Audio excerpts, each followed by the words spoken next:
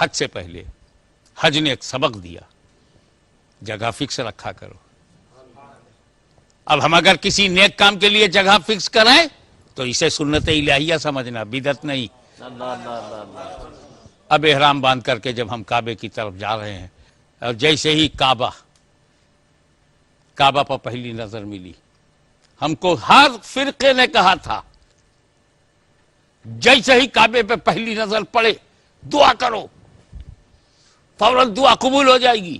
پہلی نظر کعبے پر دعا قبول کیسے؟ کعبے کی دیوار تو پتھر کی ہے، خدا تو ہے ہی نہیں۔ تم تو کہتے تھے خدا سے دعا کرو، یہاں دیوار دیکھ کے دعا کرو، غیر اللہ دیکھ کے دعا کرو۔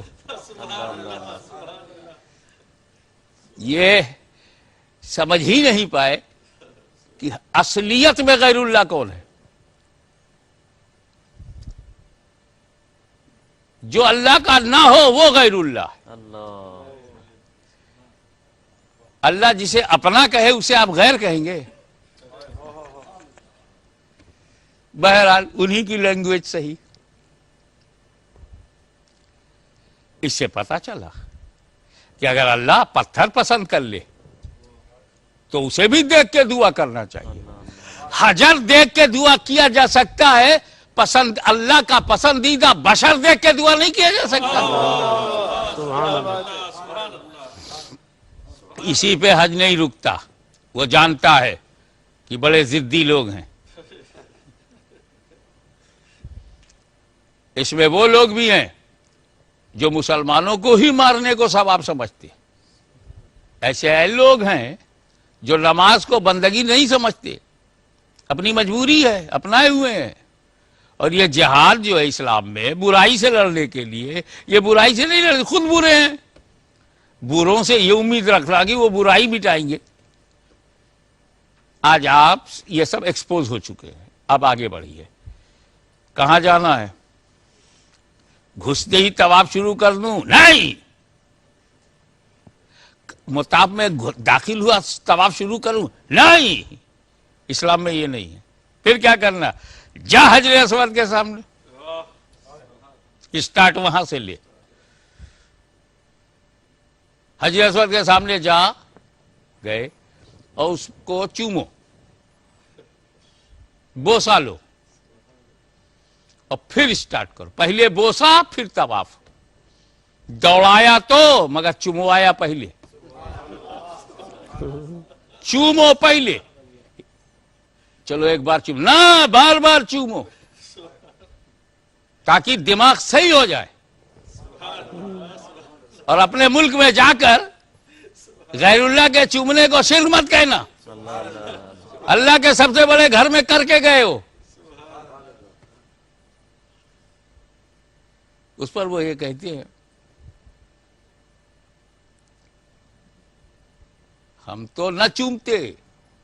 کیوں چومتے ہو؟ کیا کریں، اللہ کے نبی نے چوما ہے اس لیے ہم چومتے ہیں۔ یہ نادانی سے فاروق اعظم کی بات ہی نہیں سمجھے۔ آدھا لیا آدھا چھوڑ دیا، پورے واقعے کا دوسرا چیپٹر بتاتے ہی نہیں۔ پورا واقعہ یوں تھا فاروق اعظم کا کہ جب وہ حجر اسود کے سامنے پہنچے تو فرمایا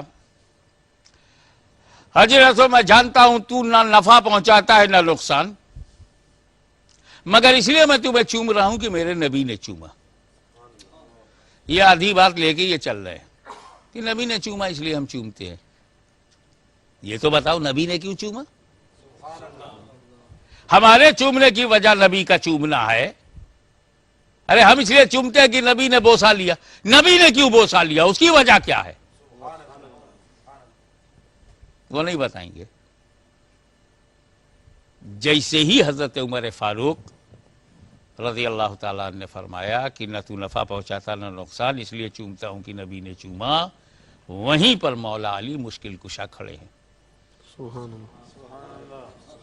باب العلم کھل گیا، علم کا دروازہ کھل گیا اور کہا یا امیر المومنین، یہ حجر اسود نفع بھی پہنچاتا ہے نقصان بھی. پلٹ گئے فاروق اعظم. بھروسے والے نے کہا ہے. اللہ اللہ اللہ اس زبان سے الفاظ نکلی ہے جس زبان پر مصطفیٰ بولتے ہیں. اللہ اللہ انا مدینۃ العلم ولی بابا. کیسے؟ تو حضرت علی نے راز کھول دیا کہ یہ حجر اسود میدان محشر میں مومن کے ایمان کی گواہی دے گا اور کافر کے کفر کی گواہی دے گا. اللہ تو جب مومن کے ایمان کی گواہی دے گا تو مومن کو فائدہ پہنچے گا، کافر کے کفر کی گواہی دے گا کافر کو نقصان پہنچے گا. تو نفع نقصان دونوں پہنچتا ہے کہ نہیں؟ اللہ اس پورے واقعے کو صحیح بخاری کی شرح فتح الباری کے مقدمے میں مولانا عبدالحی لکھنوی نے یہ پورا واقعہ بیان کیا جو میں نے آپ کے سامنے رکھا. حوالہ اس لیے ان کے حوالے کر رہا ہوں تاکہ ناجائز حوالے سے بچ جائے اور حوالے کا بزنس نہ کریں. اللہ اللہ اللہ